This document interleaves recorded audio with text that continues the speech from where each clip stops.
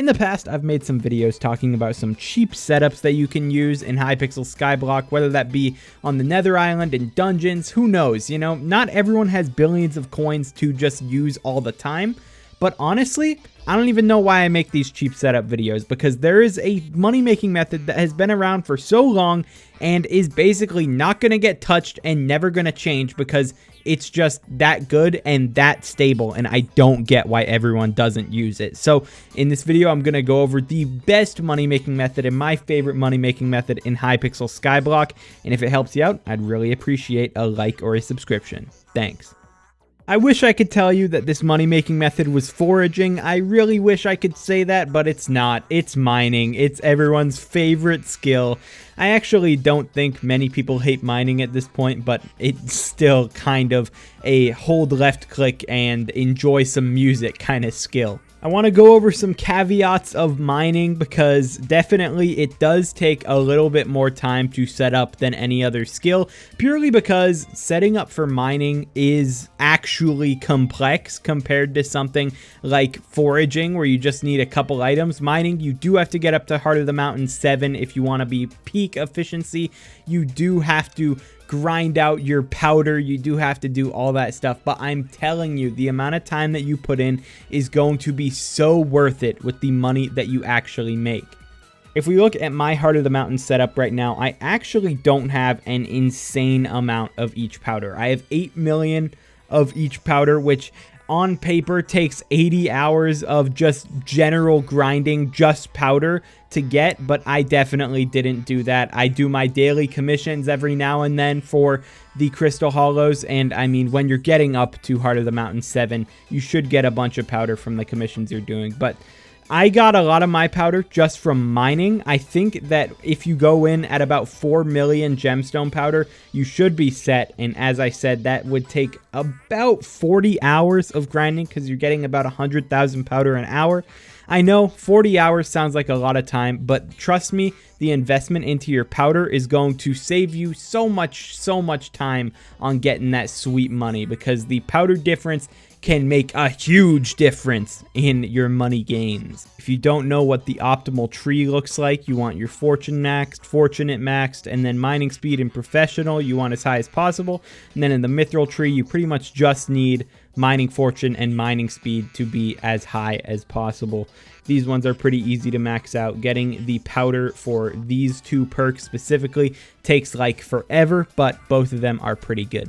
When you actually enter the Crystal Hollows, I've always been a huge fan of ruby routing, which is just finding a bunch of different ruby veins within the mines, marking down those coordinates, and just looping through those over and over.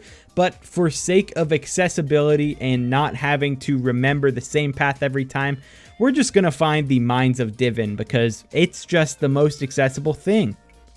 Once you find the Mines of Divin, you can seriously just sit here and mine jade. I recommend finding a texture pack that gives you an overlay of just the blocks so that you can mine those easier, because mining just blocks is going to be possible in here, and it's going to be more efficient because blocks give more drops than something like the little panes do. You can join my Discord and I will try and set up a working link for my pack, but it doesn't always work, so be warned about that.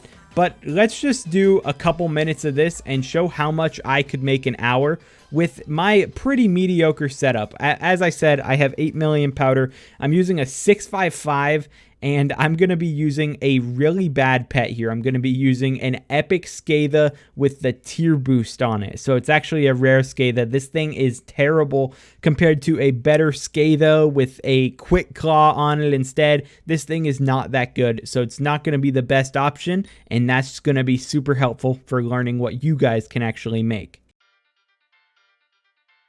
Alright, so I just did a really bad 10 minutes of mining. I'm telling you, this was not a great 10 minutes. I was competing with someone in the lobby. There was one block that actually just didn't spawn. One of the veins was blocked by a tunnel that was coming through that area instead.